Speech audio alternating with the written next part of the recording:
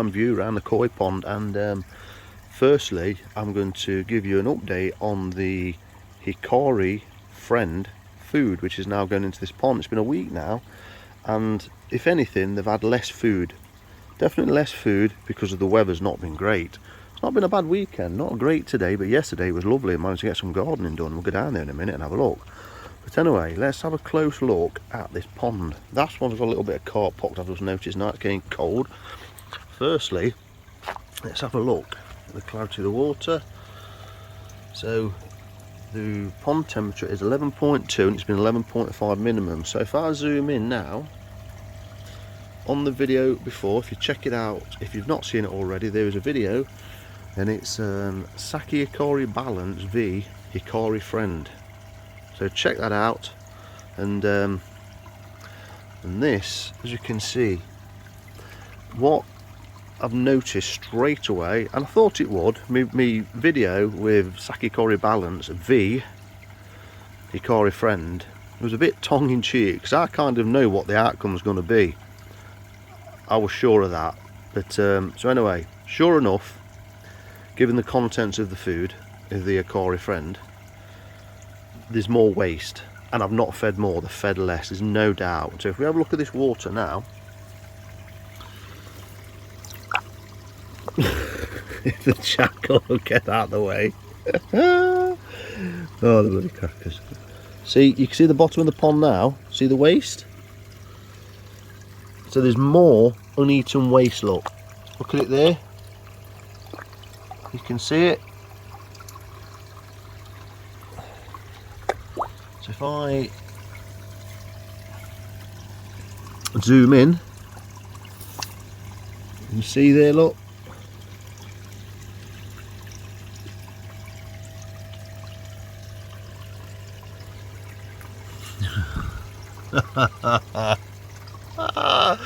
Bog off.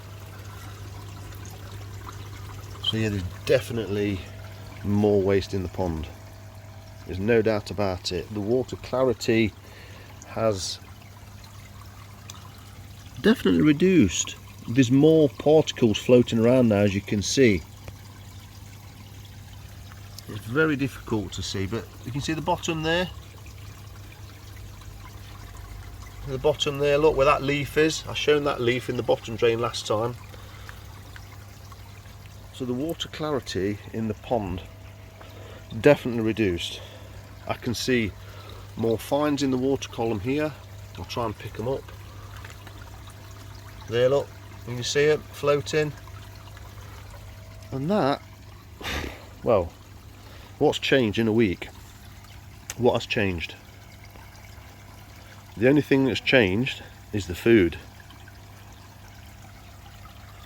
and the digestibility of that food is not as good as Saki Hikari Balance. That in itself is proof that there's more waste. So I'm not saying you don't feed it, can't feed it, it's totally unacceptable to feed it, because a lot of this, you know, looking at it from here, the pond looks okay, doesn't it? Looks perfectly acceptable. We go from the rocking chair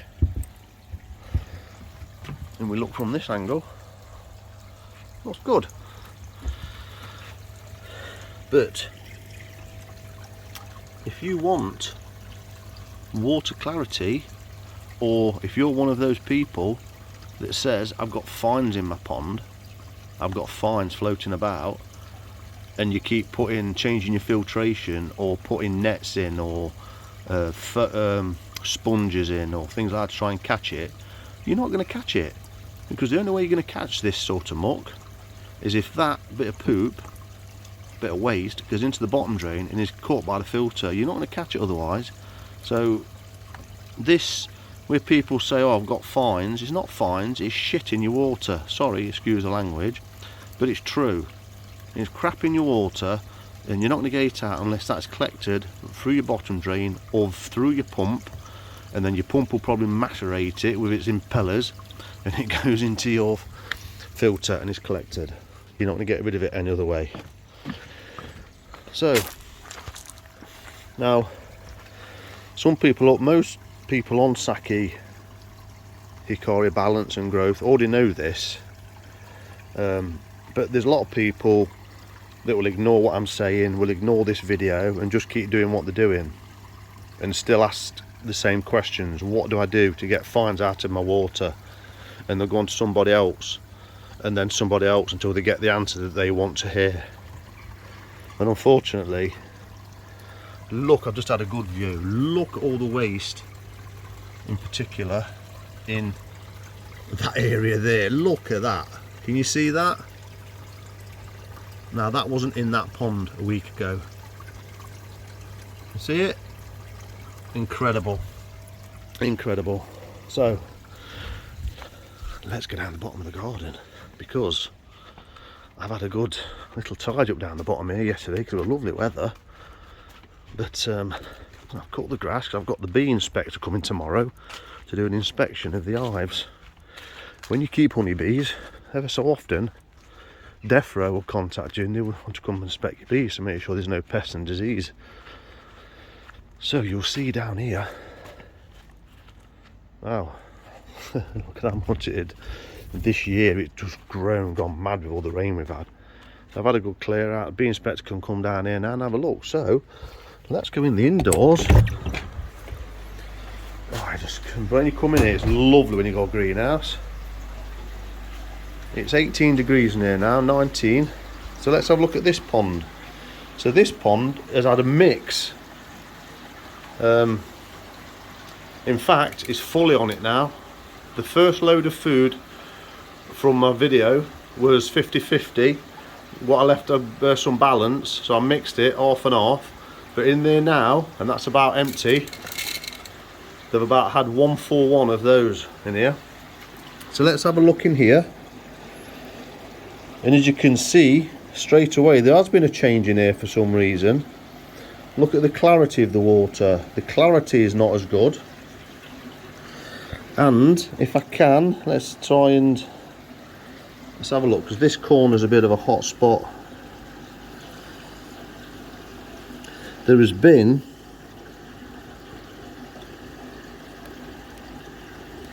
quite a bit of activity in this pond today. It's probably not a good time to look at this one, to be fair, because I have cleaned out the pressure filter. I say cleaned out, pumped it a few times, and I've done that today. And what I have done now for a month or so, the actual pad, a layer of pad I used to clean out every couple of days, I've not had that in it for a while. So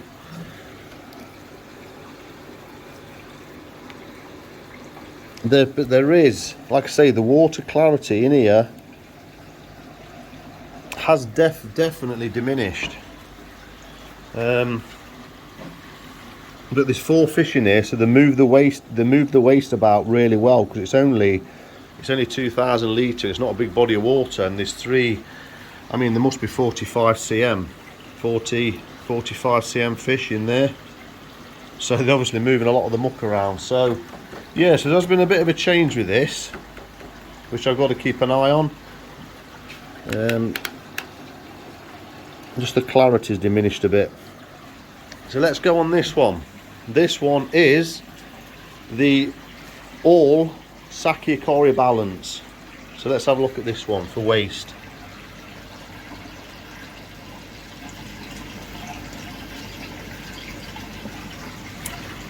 This one is almost like try and spot the waste.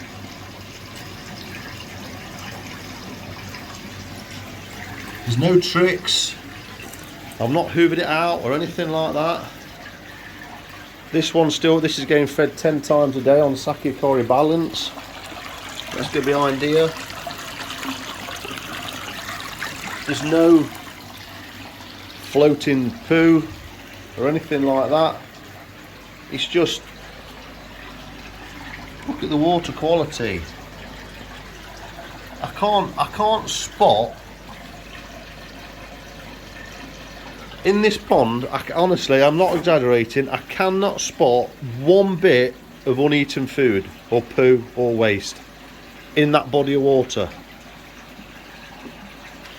This one at the minute, I'm not really gonna, like I say, that has had 50-50, so it has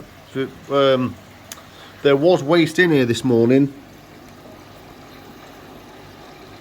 Quite a bit in this corner. In this corner here, where it normally collects a little bit if it's going to. But this one has been messed about with today. Not inside the pond, but like I say, I cleaned that out. And I'm not sure, I'm wondering if when I lift this, it doesn't feel any restriction until it gets to this. So I wonder if actually the foams are not dropping. I wonder if when I pulled it up, the foams have come up and they've not released and dropped down.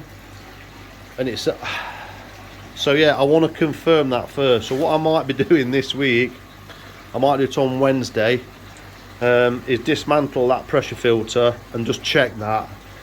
It's Monday the 7th and I've just popped out here and the air stone's off and everything's off for a reason, because it's all time to go off when the feeder comes on anyway.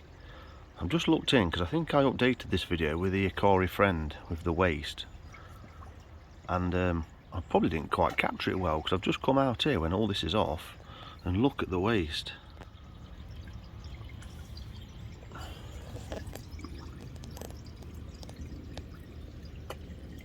Look at that. Oh God.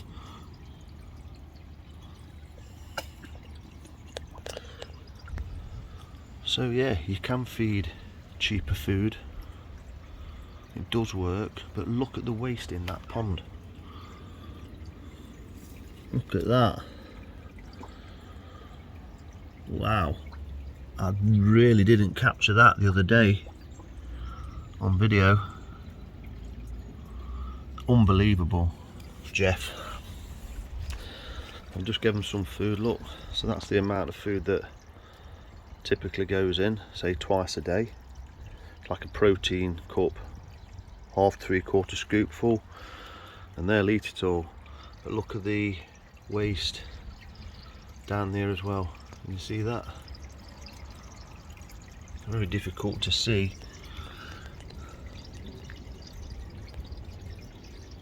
Look at how big the waste is. In particular,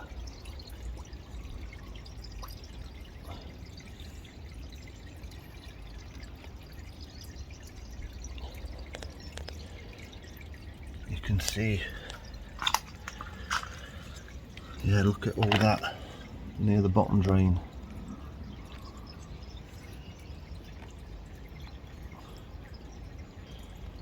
Wow, quite remarkable really. The glow, if I can get on this side again. Very difficult because you get the shine off the pond, of course. So if you go in this, you can see the waste particles are just bigger. So what's that going to do? It's obviously all settled at the pond. It'll all decay, obviously increase the demand on the filters, but more importantly it's just going to sit there and look horrible. You know, that's the waste that's come out. That's poop, that's poo. That's not uneaten food. That's waste, that's food that they've digested, pooped out the other end. So that means that all that food that's on the bottom, waste, is not being digested by the koi, so they're getting very little benefit from whatever that is. Who knows what it is in the food. It's obviously the protein source, the digestibility of it. It's probably the wheat, the soya and the fillers that are in these type of cheap feeds, and it's not digestible to the koi. It's just fillers, exactly what it is. Low quality ingredients gives low quality results, and that is proof in the pudding. Look at the waste at the bottom there. Look at that. Look at that. That's zoomed right in now from a distance as well. So bearing in mind I'm zooming in and I am 12 foot away from it easy, standing here, look. So you imagine what that looks like closer up. So yeah, then what happens with that, that gets sort of, when the fish, if you've got more fish in your pond, they'll move past it, keep disturbing it. Hopefully the filter catches it, but if it doesn't, it just remains in the pond, keeps getting churned around, and that's where you get fines. People say, oh, I've got fines in the pond, and that's what it is. It's probably waste from your food, depending on what food you've got, of course. So I just thought I'd get out here and just get that on film before everything comes back on. But the fish are happy enough on it, you know, happy as Larry, look. I've only been at that for, it's only been in the water 5 minutes, look. So they'll happily eat that, and they'll probably happily eat it down to 8 degrees, 9 degrees. I find that with my koi, around about 8, 9, they're really not bothered. They might swim around a bit, but they're really not bothered. They're quiet, they're in torpor. You know, they're not doing a lot, and it don't aid them at all. So you just stop feeding once that happens. But at 12, 13, 11, 10 degrees, they'll happily just potter around and eat the food, look. So there you go. So they're consuming the food, not a problem. They'll poop it out, coming out solid waste. Not good. Okay, if you're not bothered, but this is where you've got to weigh things up. Because for me, you look at my previous video, my main video, this was spotless on balance. Spotless. It's hard to believe, actually. It's hard to believe the difference. It really is.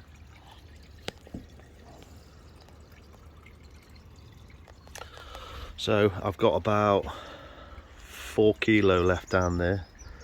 So it looks like I might be buying some more balance. When I do, I'm going to get rid of this food. I've got about 8 kilo left. I'm going to use it.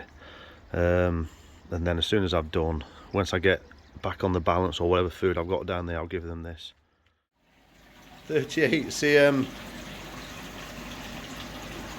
Taniguchi golden corn there, always the first up, and then normally the Saki Fish Farm Tancho Sanki normally follows it, other than the bloody greedy Tamasaba. So apparently, and I can't remember if I said this on the last video, but I'm going to say it on this video, Tamasaba, I've heard from two good reliable sources, say that they can almost, because they're that greedy, they can have problems from, you know, eating, digestive system and so on and so forth. So I don't know really what to make of that, but was that the reason why my Tamasaba just died? Did something happen with the pellets, the volume of food that it had eaten, and maybe its digestive system done something to it? I don't know. The other ones seem okay. Look at that one coming up. Here, look. Look at that.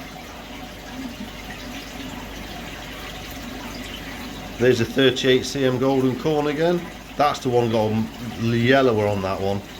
Now they don't look that great from above. They look quite unassuming, but once you get them up, look at the side on that. Oh, sorry, get excited. So, yes. So, mega, no muck in that one. So I hope that's been of help, because to me, that is conclusive. The waste in that pond alone has, I wouldn't say doubled, tripled. It's probably, before on balance, I could hardly see any waste in that pond.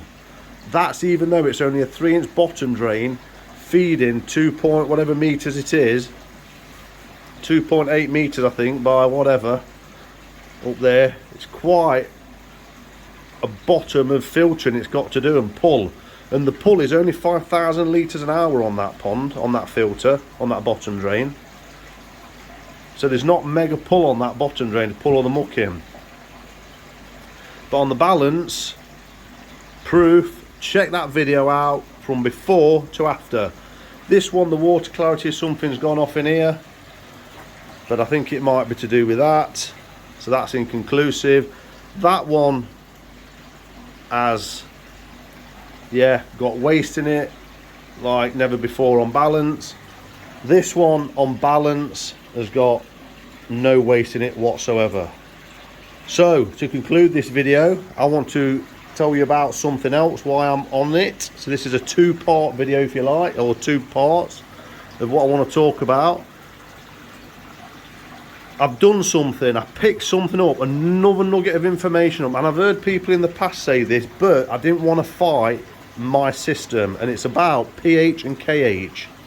I say fight the system, I didn't want to raise the pH, because when I put bicarb in previously, the pH will balance out at 8.4. So if you're chasing numbers and you're one of these people that wanted to get 7, 8, 9 DKH, so 9 drops, 9 DKH, and you're adding lots of bicarb in every week to maintain that, the chances are your pH will be higher, which is fine. I'm not saying it's not fine, but in this pond I'm chasing the feeding, I'm trying to max out, so I don't want to put them into an area that is toxic with ammonia. Saying that, here's that nugget of information I want you to take away with it. I think I put a question on Corey L Sale to Ricky Stoddart on his question and answers video that he does weekly on a Wednesday on YouTube, and I can't remember if I've seen the information or whether I asked the question. I think I asked the question, and what he said was, I've posted in here, and gradually over time the KH in here has got to 2, and I've said it many times on my videos, I'm not going to chase it. I didn't want to chase it. However, when I get a nugget of information, I take it with me and I make an adjustment. And what I did over that week after that video, Ricky said that if you try and I think I might have messaged him, I can't remember. Anyway, he said try and aim for, I think, 4, 5 or 6 for me here. So I didn't want to push it to 6, but what I did was I got it to 5. So around about 5. And then obviously the pH increased with it. And I watched what the system did. And I was getting up to 0.5 ammonia and 0.5 nitrite at the time. Yes, I've reduced the feeding. I'm not feeding as much. So there's that to put in play with it. But what I noticed was my pH is stabilising around 7.5, 7.6 on average. Okay, so that's around about there. And my KH is around about 5. So I've now got a KH of 5. And what I noticed was, once I got up to that point, the ammonia hasn't been as low, it gradually reduced. The ammonia now, when I tested the other day, was only 0.02, and it was normally around 0.15. 0.02. And on the actual test kits, on the lovely yellow, it wasn't bleeding into green at all. Nitrite, the same story, that reduced, and that is now coming back to clear, if not a sniff. So I think with that combination of just getting that pH up, I mean that KH up, it's aided the beneficial bacteria.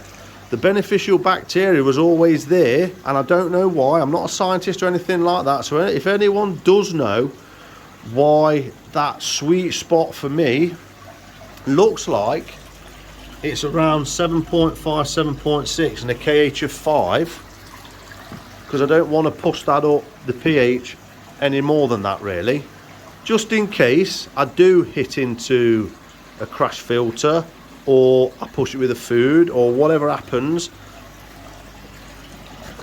I'm not going to get into that toxicity level because of the pH will be 7.5. So at the temperatures that I'm going to be at, 10, 12, all the way up to 24, there's still an allowance, if you like, of toxicity of 1.23. So, and I don't mind maintaining at 7.5 kh of 5 if that's what's going to happen.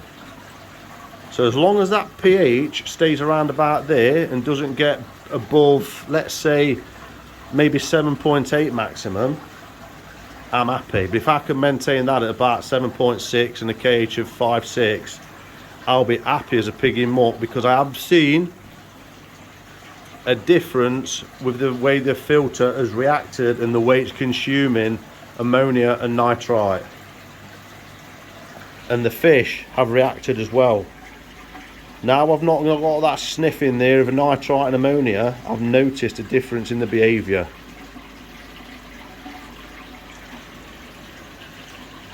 So yeah, on that bombshell, that's where I am with it. So I'm really over the moon with that. So fabulous. Let's send it on these guys. In another week or so, these are getting pulled. I cannot wait for that moment to get these in a bowl. I'm going to have this square bowl in here. I think I'm going to put some sedate in it just to calm them down. Maybe get some decent pictures if I can, or decent as I possibly can. Get some photos, get some measurements, do my little harvest. They've not been touched, these, really, or been taken out for many months. And let's see what growth I've got. But let's just close on that again. Look at that.